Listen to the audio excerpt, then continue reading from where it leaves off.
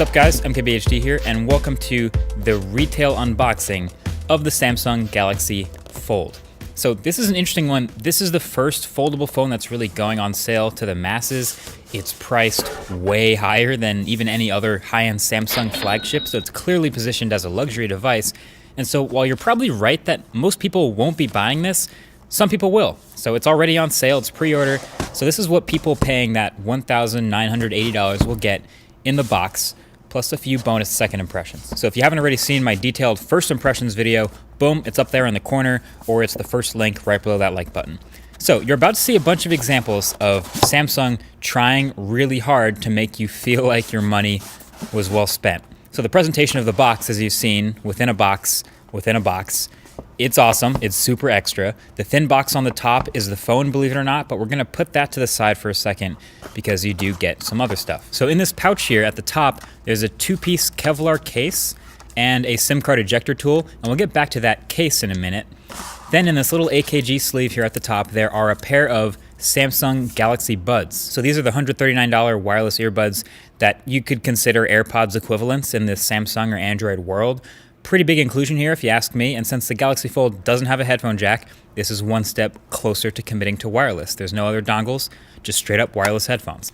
Then there's also a fast charger and USB-C to full-size USB dongle in the box. And then on the other side in those boxes, there are more rubber tips for the Galaxy Buds and a USB-C to USB-A cable. And then that's it for accessories, which brings us back to this thin white box from the top. Just like the other box, it says Galaxy, but folded, so Galaxy Fold. And inside is the phone, folded flat. So that's why it's so thin. I don't know exactly why they ship it like this, if it's to avoid having a big crease from the factory, or it's just more dramatic, or both, or neither, I don't know. But it ships flat. This is the black one. And then I'll shut up for a second so we can get the plastic off it.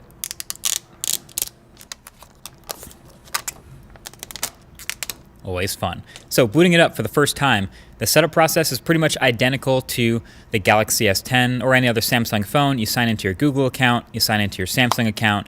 You can do this on the front screen or on the inside screen, but like I said in the first impressions video, that keyboard is kind of small, so I prefer the bigger screen. And then by the end of it, eventually, you end up in the Galaxy Fold with this smart, stock black butterfly wallpaper with the pitch black pixels around the edges and the middle. That is the unboxing experience. Now about that case it came with. So any case for the Galaxy Fold that anyone makes will either have to be foldable or come in two pieces. This seems like the smart way to do it. It's a two-piece Kevlar sort of flexible material, but it avoids that huge hinge and it has no moving parts. It has adhesive, of course, also on the inside that you can line up to attach it, but you don't actually have to use the adhesive if you don't want to. I found the installation goes on and comes off just fine. And yeah, it gets a little more protected and a little uglier with the case on it, kind of like with any other case. Okay, last thing I felt the need to demonstrate in this quick unboxing and second impressions is just how solid these magnets are. I didn't have a mic at the first impressions, but now I do have one, so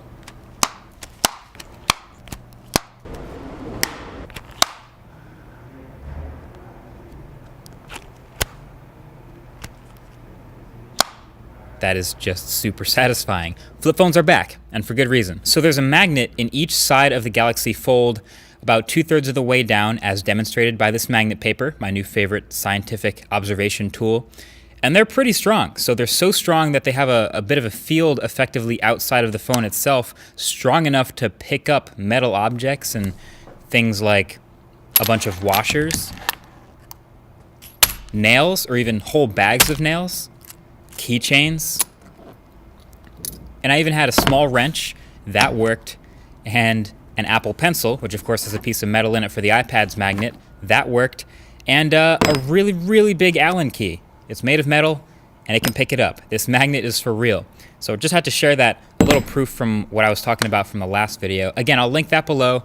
Still forming all of my thoughts, but man, this thing has really distracted me from the P30 Pro I've been using. That review is coming up as well, alongside the RetroTech Episode 1 on the original Game Boy. It's a good time to be a video nerd. Either way, thanks for watching. Catch you guys in the next one. Peace.